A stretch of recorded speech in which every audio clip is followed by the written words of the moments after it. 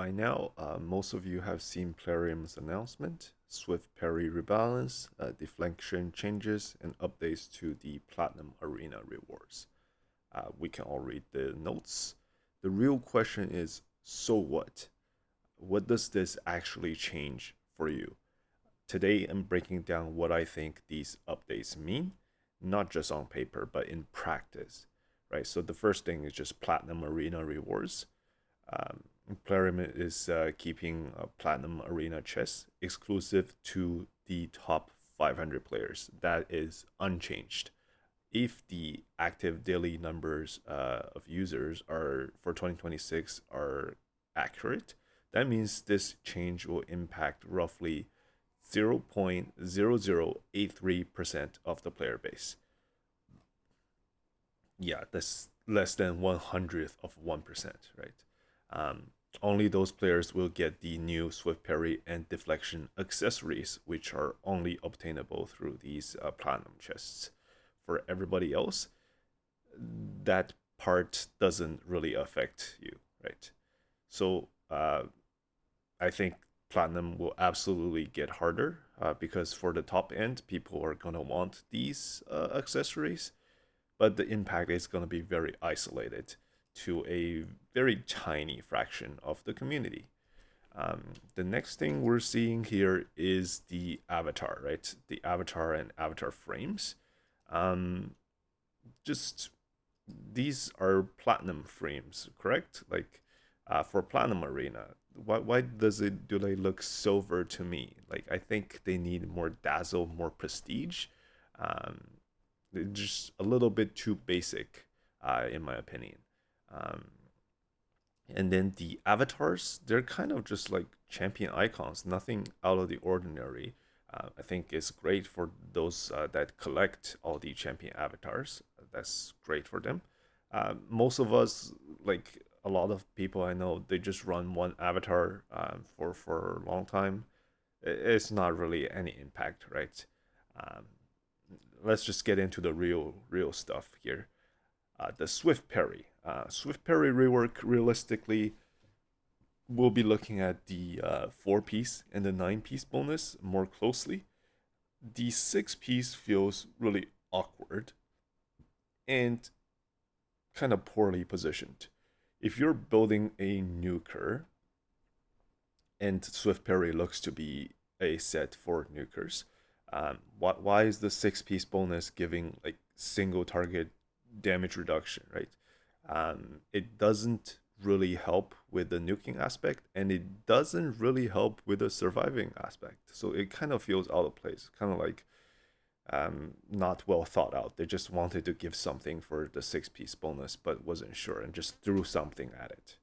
Um, yeah, it doesn't even do anything against AOE damage, which is really odd. So let's just take another look at the 4 piece bonus. The 4 piece really there's no change. Still solid, still niche uses, um, but I think it's just gonna be the same. But the 9 piece on paper is fantastic because 50% ignore defense. That sounds insane, right? But if we compare it properly, um, if you run a nuker, you might run a savage or lethal set, and they give 25% ignore defense for 4 pieces. So for 9 piece, you're getting 50%, whereas 4 piece gives 25. Like that doesn't sound unreasonable. It's somewhat proportional. Um, so the real question is, if you do run the 9 piece, what are you giving up? Um, in PvP, if you run Savage or Lethal, the remaining slots are usually going to be Stone Skin for the slower nukers, or maybe you're running 4 piece Mercurial, 4 piece Pinpoint, or 4 Furo for these sets give survivability and protection, right? You can protect against enemy debuffs, Terminator manipulation and controls, damage. You can protect yourself from damage. So if you run the 9 piece Swift Parry, you lose that, right? And what do you gain? You gain 25% more ignore defense, and you gain 50% chance to proc a 1 turn unkillable buff on yourself. That survivability, first of all, 50% is not consistent. is inconsistent, like half the time.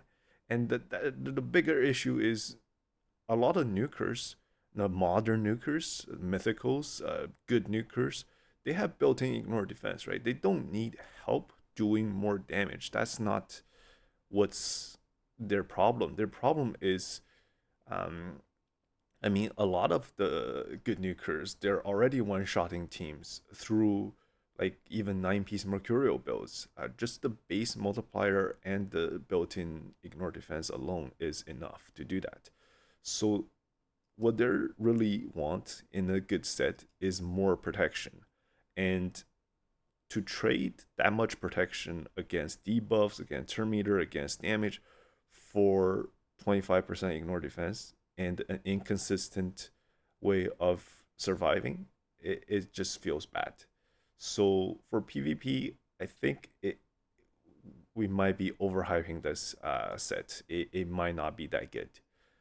For PVE, um, I think that's where Swift Parry gets really interesting, um, because for PVE, especially if you count Hydro Clash, Chimera Clash as PVE, like and to an extent hard faction wars and things like that. Um, in these modes, like pure damage scaling matters for scores, right? And that is very important. Now, ninth piece Swift Parry can absolutely, I think, set new damage records just because of how much defense is ignoring. Um, I think we'll see some crazy Hydra and Chimera numbers from very optimized builds that comes from 9-piece Swift Parry. So I do think Swift Parry might become more of a PvE damage ceiling set than like a PvP meta defining set. So for that is my thoughts on Swift Parry. The next one is deflection, right? For deflection is basically like a total rework, and I think it's quite interesting. A lot of people are saying deflection no use, but the old version of deflection it actually had almost no use. At 4 pieces, it gives 20% HP, 24% defense, and 25% chance to deflect debuffs. It's basically irrelevant, right? Um, the new version gives 40 accuracy, 10% speed. We love accuracy, we love speed. 35% chance to deflect, so up 10% chance to deflect. Great. And the deflect can deflect anything, right? Including like polymorph. So that's great. And it gives one turn block debuffs, which a lot of times you only need that one turn at the initial stage, right, of the block debuffs. So a lot of champions that run Firo, they just need that one turn. So now this set actually competes with the 4-piece Pharaoh set because 4-piece Pharaoh gives 80 accuracy, which is double, like 40 more accuracy. It gives 5% speed, so half the speed, and it gives 2-turn block debuffs. But really, like block debuffs, you only need the one turn. And yeah, deflection in practice gives a little less accuracy, 40 less accuracy. It gives 5% more speed. It you gain the deflect mechanic, and I think this is actually viable now. I can absolutely see debuffers and certain like nukers, hybrid champions will choose uh, deflection or feral in some builds, and it will be optimal, right? So this is a good change. It just makes a dead set more usable, and I think that's great. Um, the six piece deflection, just like the Swift Parry 6-piece, is very awkward.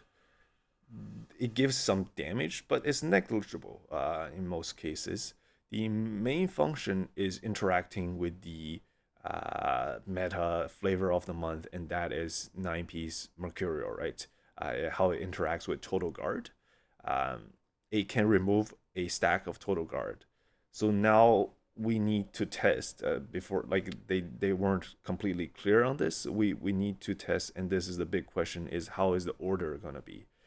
If it removes a Total Guard stack first, then it allows debuffs still to land. that could be a niche counter to a 9-piece Mercurial in the longer fights when they're like, keep reapplying their Mercurial stack, their total guard stack, and then you can still able to land debuffs on those champions. But early on, if they have 3 total guards, like you're not landing any debuffs anyways. So I think it will be some niche cases if that's the case. It should be interesting. But the 9-piece, right? The 9-piece for deflection seems PvP focused. It reduces enemy ignore defense for each active debuff that's on them. Realistically, most debuffers they will apply maybe 2 debuffs, and that means you're gonna reduce enemy ignore defense by 20%. It sounds good, but the reality of today's meta is almost everybody is in Stone Skin or Furo or Mercurial or Pinpoint, something like that, right? Landing debuffs consistently is very, very difficult, and your debuffer is wearing 9-piece deflection. You wouldn't want, speed sets or something that gives more speed, something that gives more accuracy, maybe Mercurial to protect them against Polymorph, against the Wand of Submission, Pinpoint, right?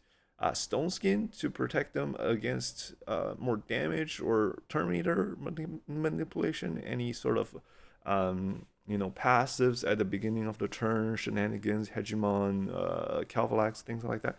Like, would you sacrifice all of that to put them in 9-piece deflection? I don't think so. I don't think so. So it sounds strong. In practice, probably inconsistent. So the final thoughts for this updates is I think Platinum Arena will get more competitive at the very top. There will be more participation in Platinum Arena. It will be harder to get that top 100 spot, 500 spot for these chests. I think it will take a month before an optimized 9-piece Swift Parry or 9-piece deflection builds come online and appear.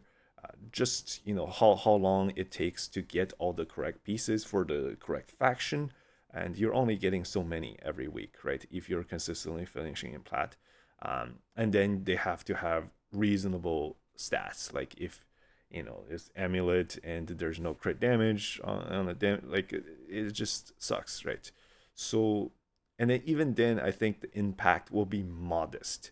I think for PvP, it will be low to moderate impact for these changes, and for PvE, I can see Swift Parry push new damage ceilings.